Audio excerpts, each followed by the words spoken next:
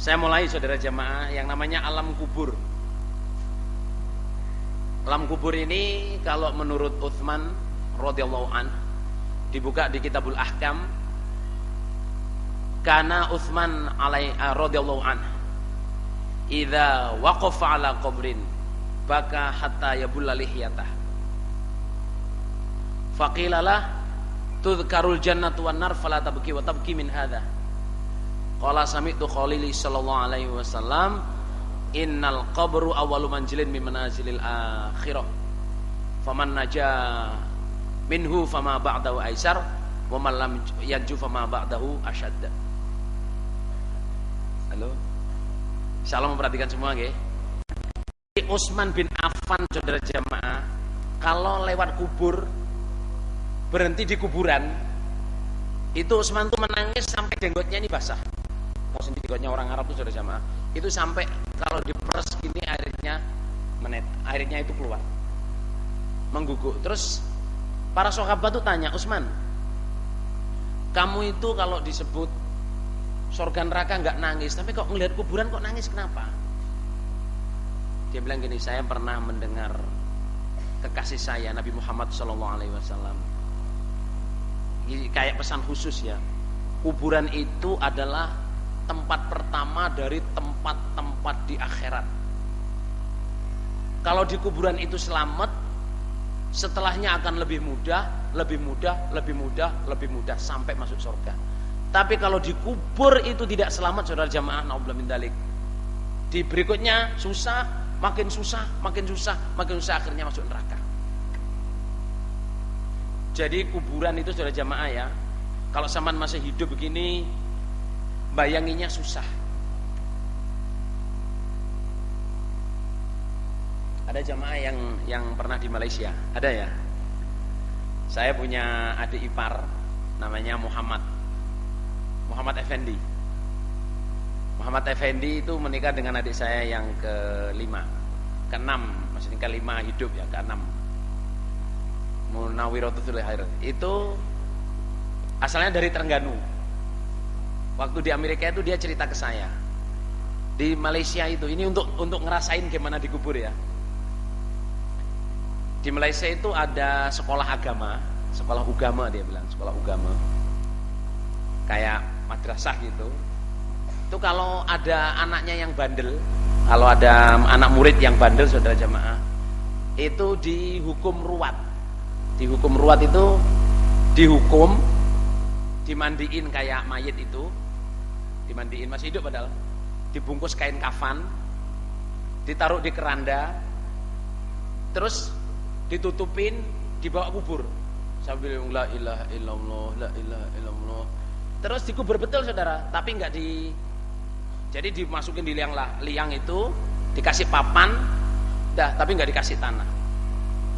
Itu biasanya saudara jamaah 2 jam langsung 2 jam tok itu saudara jamaah. Keluar langsung waras ya, ibadah tertib. Soalnya dia ngerasa waktu saman bayangin kalau sekarang coba ditusi Pak Fitri apa Pak misale Rasulullah ditusi dibungkus wah sana kan kita bayangin lah. Kalau saya sendiri sekarang nih ya, saya ini sudah hampir 50 saudara jamaah kesini, tapi kesini hampir 17 saudara. Itu saya itu yang saya takutin itu bukan takut ya sebenarnya ya, saya ini wis nyedeki kubur Masya Allah.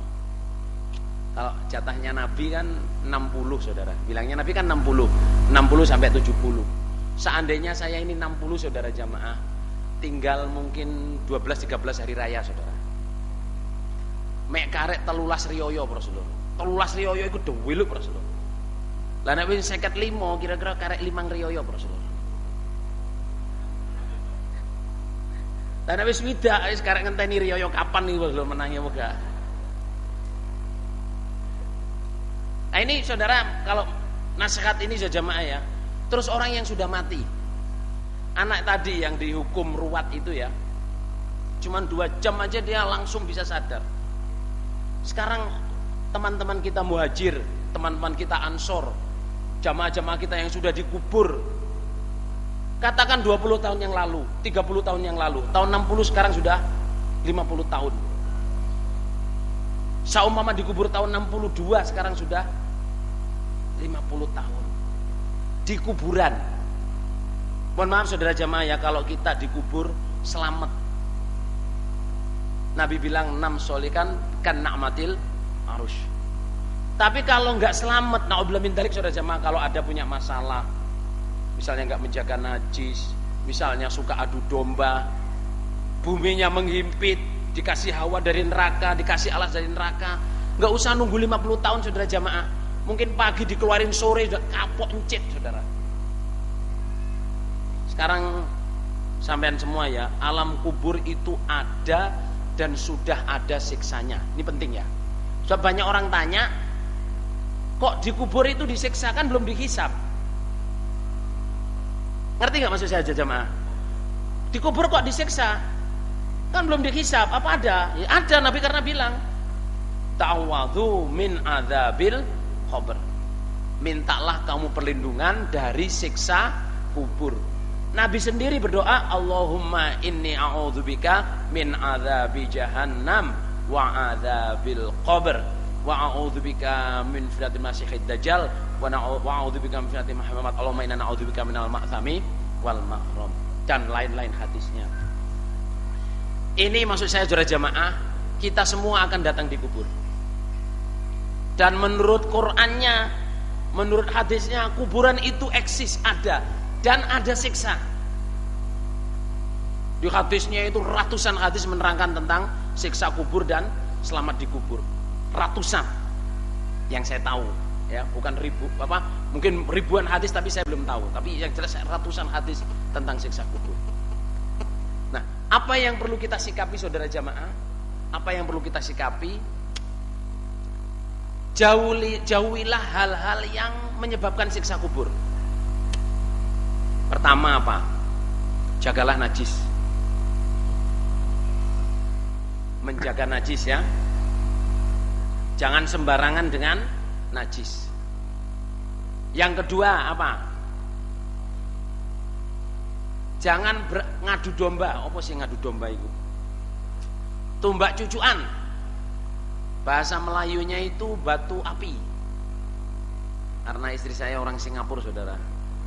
Katanya apa yang itu loh, yang orang orang ngomong gini dibawa ke sini, akhirnya orang ini bertengkar. Oh itu batu api bang. Lah, terus lihat di Kitabul Janaiz saudara jamaah ya. Salah satu penyebab siksa kubur itu orang yang siang harinya itu kerja terus, malam harinya itu tidur.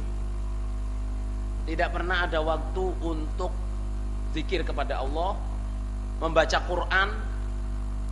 Tidak pernah ada waktu, cuman segitu, kerja, tidur, kerja, tidur. Sampai Nabi itu tanya ya, siksanya itu gini. Ada orang laki-laki bawa batu, terus ada orang laki-laki di bawahnya itu tidur di atas batu gini. Nah, yang laki bawa batu itu berdiri di atas kepala itu, batunya dijatuhkan di kepala itu, titis-titisan itu loh. Titis-titisan, kalau nekeran kalah kecil dulu kan di gender itu saudara ya.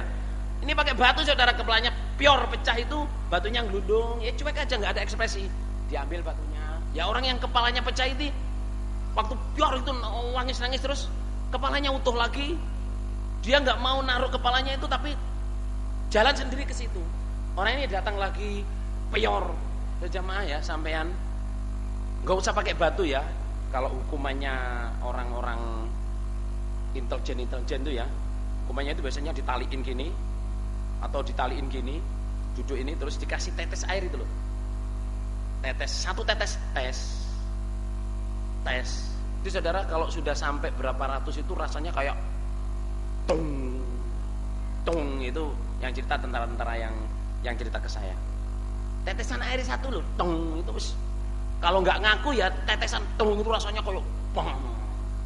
Apalagi orang yang nah itu orang itu siangnya tidur, siangnya kerja terus, malamnya tidur. Saya nasihatkan jamaah-jamaah di sini ya, yang mendengar, orang Ansor, orang Muhajir, semuanya, orang yang bukan Ansor Muhajir, pendatang, sempatkan waktu dalam sehari semalam untuk membaca Quran. Penting. Saya berijtihad, ya, saya berijtihad untuk saya dan keluarga saya. Tidak bisa diterapkan ke orang lain, ya. Saya berijtihad untuk istri, anak-anak saya, sehari semalam selain sambung, selain ngaji itu harus membaca Quran minimum setengah jam. Bukan 3 ayat. Minimum berapa saja jamaah? Setengah jam. Boleh kerjakan pagi, boleh kerjakan siang, boleh kerjakan sore. Tapi biasa seringnya duduk habis maghrib baca Quran bersama setengah jam. Saya tidak menunjuk 2 ayat 1 surat, setengah jam pokoknya. Kamu mau ulang-ulang 1 surat boleh, kamu mau baca banyak boleh, 1 halaman kamu ulang-ulang sampai setengah jam boleh. Yang penting setengah jam. Dan itu saja jamaah membawa hidup ini ringan. Soalnya apa? Kita mulai hidup itu dengan badan kita disertai Quran. Nah itu. Lah, sejamaah ya di sini ya saya melihat, nggak tahu ya, orang Gading itu kok semua sibuk saudara. Sing nganggur ya sibuk ndomblong, wasit TV, maca koran, rono rene, bal-balan, itu yang nganggur. Ya tapi sibuk.